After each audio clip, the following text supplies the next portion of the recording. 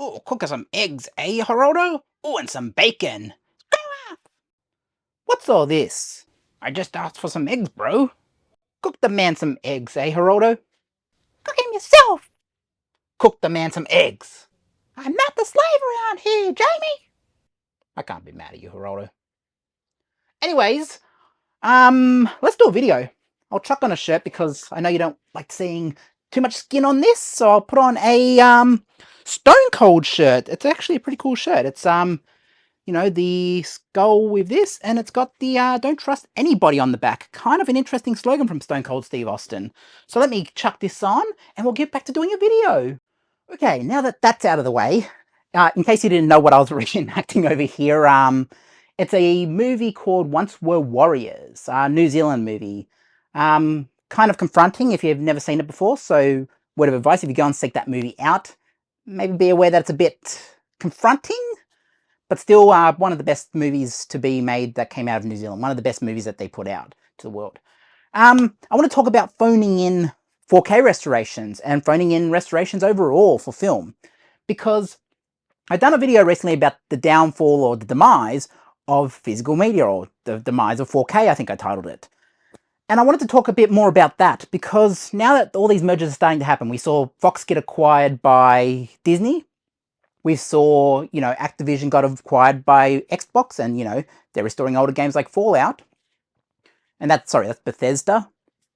And then you've got, like, Paramount acquiring Warner Brothers. And I want to talk about phoning in 4K restorations because we've seen it in the past where they will upscale.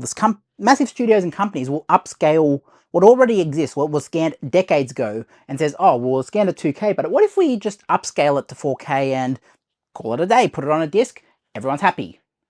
That's what could be happening soon, because I think physical media has hit that point now where people do want restorations. People do want restorations, and they want it on a 4K disc. That being said, what's the return on that? And yes, it will look better on streaming, don't get me wrong. They want people on streaming, it looks better on streaming. So, you know, if it looks better on streaming, they're going to go streaming.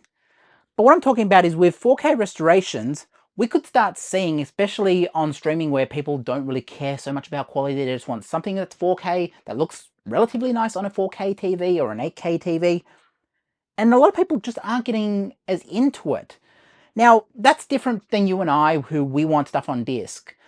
But what happens if they can't be bothered putting out a 4K release without the bare minimum? And what I'm talking about is, with Marvel in particular, in the early days of Marvel when they were putting out 4K, like, I think the Avengers has a menu.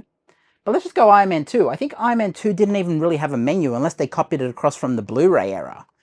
And if we go even more recently, like Winter Soldier and stuff like that, and even Guardians, Civil War definitely had just like a copy-paste from the Apple iTunes store.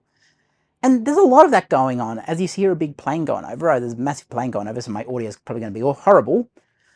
But there's a lot of this just phone it in. Oh, special features? Do we even really need special features on these things? Like, look at this. Like, I don't even think this has special features on it. And, you know, it's the bare minimum. All they've done with the artwork as well. Just copy that from the front, put it on the disc. You know, this is where 4K is becoming a concern. And we've just had this big merger. We've just had, or what's looking to be like a big merger, it hasn't finalized, but Warner Brothers and Paramount. Paramount's going to be buying Warner Brothers out.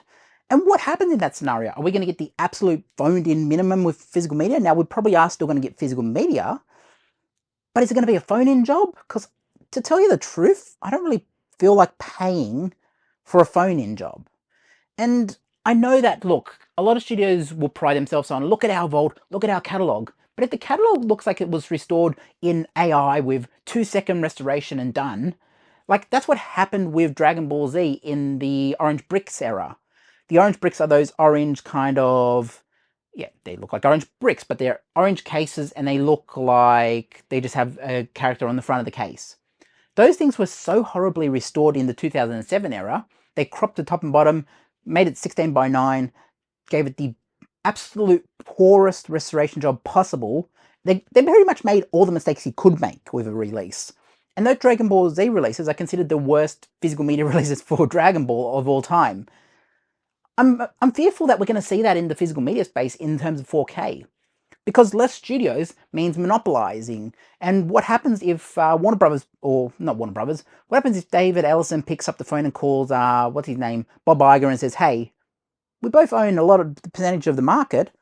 What if we just start working together and we just kind of like own the whole market? You do your stuff, I'll try not to compete with you, I'll have my stuff over here, everyone wins.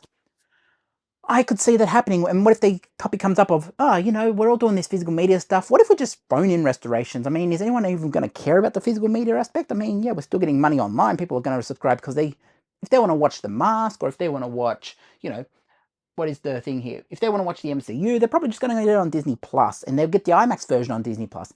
That's another thing. They will withhold stuff from physical media.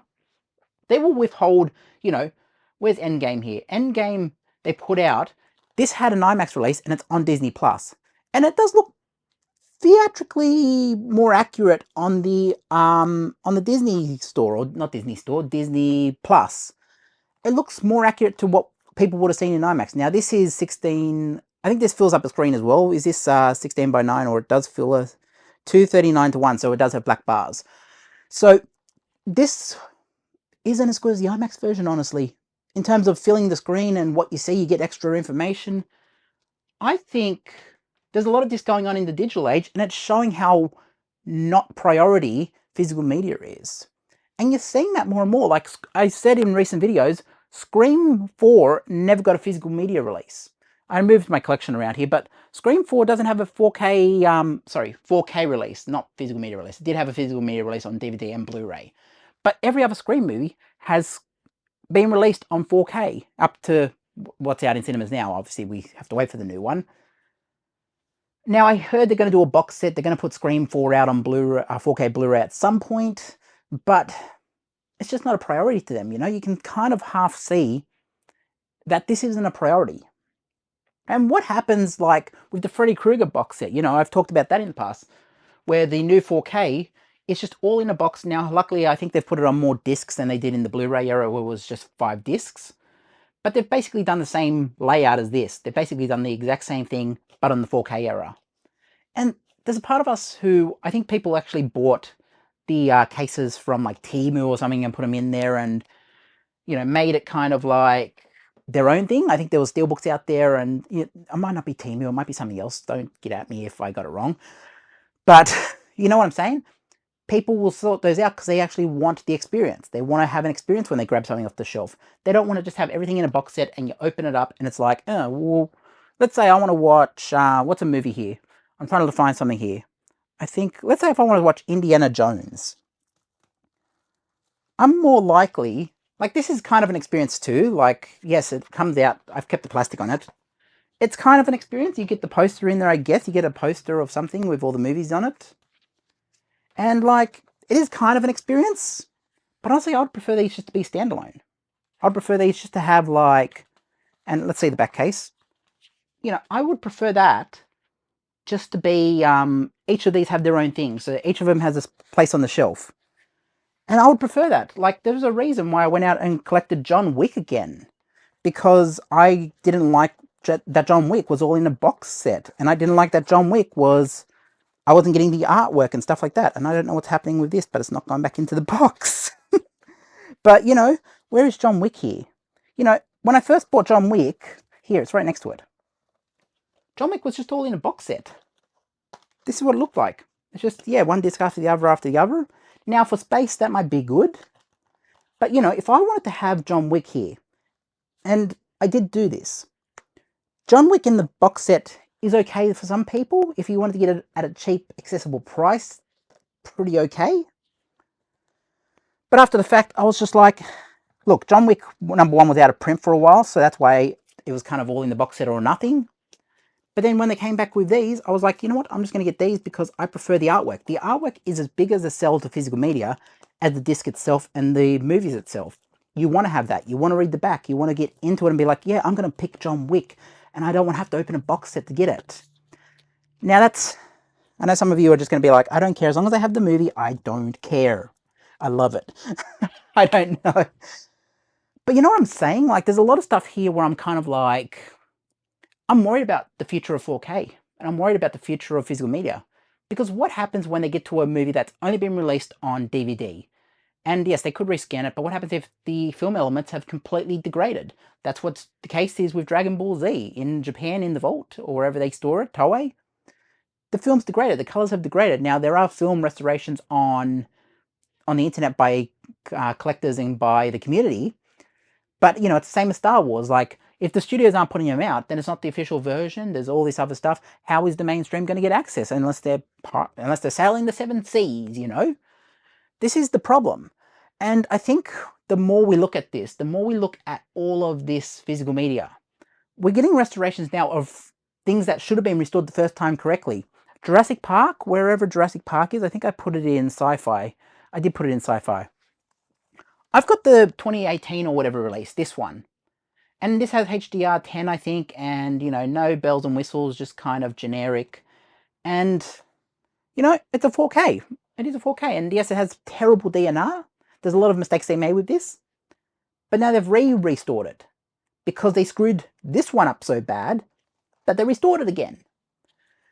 And I don't think we're going to see that wherever release. I think with Terminator 2, for example, this is the version we're going to be stuck with, because Cameron's probably not going to fix it. I'm just saying, this is what can happen with a monopoly. And look, I'm probably getting a bit doomsday-ish here, but look, this is what can happen with massive companies. In Australia, in our supermarket space, we have what's called a duopoly. We have Woolworths and Coles. And what happens with that duopoly is they will still kind of half compete, but not really compete with each other. So you'll see sometimes where they'll have sales at Woolworths, but not at Coles. They'll have stuff at sale at Coles, but not at Woolworths. And they do this in a way because they're obviously in communication somewhere along the line, because it's not that coordinated unless, like, they're doing something. And I think that's a problem. I think that's really a problem. I think that needs to be looked at as, like, this is what can happen in the movie industry. This is what can happen when you actually let companies become monopolies. And look, I am sounding doomsday-ish here. It can happen. It happened before. What happens with, like, News Corp? Like, we have another thing in Australia and the world called News Corp. And for those of you who aren't trained to what News Corp is, it's the company that owns, like, all of the, basically, it owns Fox News. It owns, it owns Sky News. It owns the Telegraph, and all in Australia it owns, like, basically everything. It owns the Telegraph. It owns basically everything in terms of news. Not everything, but, you know, most. And it's run by a man called Rupert Murdoch. And obviously now Lachlan Murdoch, because I think Rupert's kind of in that kind of retirement age. He's getting ready to, like, start wrapping things up. But essentially, News Corp controls a huge market share. And that became a problem because when you have a company that becomes that big, they couldn't extend more into Australia because we do have laws in place to stop that. They wanted to buy a lot of that. And that's good for competitiveness, you know, when companies can compete against, like, other companies that can be similar size. That's a good thing. Once you have these monopolies who are, like, control 70-80% of the market, it becomes a problem. And News Corp, if you ever want to work with me, I'll take the paycheck. I have no worries about working with News Corp. But, you know, this is the thing. I think we get a bit too worked up about, hey, anyone who says they won't work for Rupert Murdoch is lying until Rupert Murdoch comes knocking and says, I'll offer you $200,000-300,000 to come and work for me. Anyone would. Hey, morals go very quick when you have bills. Morals go out the window when it's like, oh, paycheck, okay. They go out the window very quick. So yeah, I just think News Corp is a good example of what happens in the space. And when you have a monopoly that extends, like, Paramount's probably going to become partially a monopoly. Paramount will control, like, 44% of the market in terms of the film industry with this acquisition if it goes through. That's a massive market share. They own CNN, CBS, who knows what else, Cartoon Network, you know, Nickelodeon. Like, this is like a monopoly. And look, Disney's done it in the past. We have to call out Disney as well. Disney did it as well. So you can't just sit there and say Paramount's doing that without saying Disney did it. Disney bought Fox. Two big, massive studios. Now you might say, oh, Fox was big, but Disney was never that big. Disney owned Star Wars. Disney owned Pixar. Disney owned, you know, all these IPs, Marvel. Disney owns all these IPs, and you might say IPs are not the same as a company buyout. You're buying a company for the catalog and also the IPs. That's why you buy it. That's why MGM was bought out by Amazon, because they wanted the IP. They wanted James Bond. And look, I'm ranting on a bit here. I am ranting on, I know this is, but I'm talking about monopolies. And yes, News Corp did own 20th Century Fox. That's why I reference it as the monopoly in this scenario. 20th Century Fox is a great scenario to look at because when the Murdoch company, News Corp, owned it, they owned a massive share. They owned so much of like media. They owned news. They owned, I think they owned radio stations as well. They owned a lot. But you know what I'm talking about? That was a monopoly. And when they sold off 20th Century Studios, which is now 20th Century Studios, that was one monopoly to another in a way. Like Disney became a monopoly, but News Corp sold off their share. And yes, they still have Fox News and all that. But there's still that whole thing of this is a monopoly. And what does that mean for 4K Blu-ray? What does that mean when 2 or 3 companies get together in the same room and says, you know what? What if we downsize physical media? What if we do 1,000 each year, and not even 1,000? What if we just do 250 releases each year? Not even that. Like, that's even a bit too much. What if we do 100 releases each year? We do like maybe 9 or 10 a month. Let's just say that. Let's just do 120. Let's label it up nice and clean. Let's do 120 4K releases a month. Or even, let's split that in half. Let's just do 5 releases and just do 60 releases overall. And that's between all the studios. This is what can happen with monopolies. It's much easier for David Ellison or Bob Iger or whoever, or Tim Cook, or, you know, who's Amazon? Jeff Bezos, to pick up, I don't think Jeff Bezos is running Amazon, but it's very easy for these companies to pick up a phone and say, hey, yeah, about those physical media releases, what if we team up on this and actually have a plan? More money for everyone, less, you know, less in the market, means that, hey, if you want a brand new shiny 4K, you're more likely to pick up the new one than have a choice of 3 or 4 that came out at the same time. Limiting the market pushes people towards the only option. And that's what I think. Like, I'm very much competitive on YouTube. I reference a lot of videos, other YouTubers. I reference like Films at Home. I reference Serial at Midnight. I reference Metal Jesus, because these are the YouTubers I watch. I reference Campia. I reference everyone because I like competition. I like competitiveness on YouTube. And if you're a physical media person as well, start a YouTube channel. Start one. Just start filming yourself. Don't do it for the monetization straight up, right? I mean, it's good that I'm monetized. Like, I like being monetized. But also, don't do it for the monetization. Like, competitive. Like, you'll get monetized if you're doing the thing and you love it. People will gravitate towards you if you love it. If we, as film fans, see you're just phoning it in, which I kind of have to half the time anyways, but I make it entertaining. You know what I'm saying? Like, I just think that do what the passion is. Do what your passion is inside. And if it shows, then you'll get monetized eventually. Like, it'll happen. It's just a matter of, yeah, I hit the ground running in like March 2024. I just was like, video each day, put another one up, another one. Like DJ Kelly, another one. You know, just another one out of nowhere. I just kept putting them up. And that's how I got a lot of my followers. And since then, I've kind of like had periods where I went down and put them down and put them up, back up, and it's just kind of a mess with my YouTube track record. But, you know, at the end of the day, I do like competitiveness. Monopolies are going to limit competitiveness, and it could limit how much, like, you know, if we see Arrow Video getting releases, what happens if the big companies, the big studios get together and says, oh, well, let's give 1 or 2 to Arrow through the year and we'll limit those because we want the money to come to the studios. What if we restore it ourselves? We could do this. But also that claims a restoration budget. So you're going to see a lot of that whole thing of like, oh, well, Arrow Video is going to restore it for us.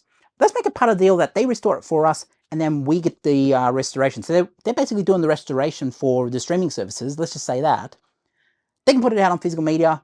We don't care about the physical media. As long as we get our restoration version, we can put it on Disney Plus or Paramount Plus. That's what I could see happening. I could be wrong. Maybe I am. Maybe I'm just doomsday planning. Maybe I've, you know, a bit too much end of the world-ish with this whole thing. Hey, there's a whole another war that just broke out. Like, I mean, I don't know. I'm just burying my head in the sand from all the world politics stuff. I'm just burying my head in the sand. I don't want to know nothing about it. I'm just going to go and like play with Geraldo and just like cook the man some eggs. I don't know. Do I need to put my wife beater thing back on? Why do they call this a wife beater? It's like a singlet. We call it a singlet in Australia. We don't call it wife beaters. We call it a singlet. I don't know. Probably because one's for warriors. I don't know. Anyways, I'm going to put on the world title, and you can. I just hit the mic. You can let me know what you think, because that's the great thing about YouTube. There's a whole comment section down there. You can jump down there and let me know what you think, or you can just say, Jamie, you're full of crap. You're just phoning in a video because you got nothing better to do. But who knows? Maybe I'm right. Maybe this is the way to go. It's happened before. I mean, people say, look at history. Electronics makers or stuff like that, like, they've teamed up in the past. Even Blu-ray was, well, not Blu-ray, but like DVD and 4K was kind of like a forum. I think we need to start being more cautious about monopolies and what it means for 4K, because we're all celebrating. But you know, like, what's actually going to happen when all these companies get together? That's all I have to say. Go away now. Go and... That's critical drinkers saying, go away now. I don't know. What can we do? We'll end this video on something high. I don't know. What do we do? I don't know. Just watch my videos. I'll put 2 end screens here. You can watch them, or watch my other stuff. I don't know. Hype the channel. Like, subscribe, drop a comment. Definitely drop a comment, because I want to hear on this topic. And like, I don't know. Follow my Instagram. I don't know. Geraldo, did you cook some eggs? Like, you should cook some eggs.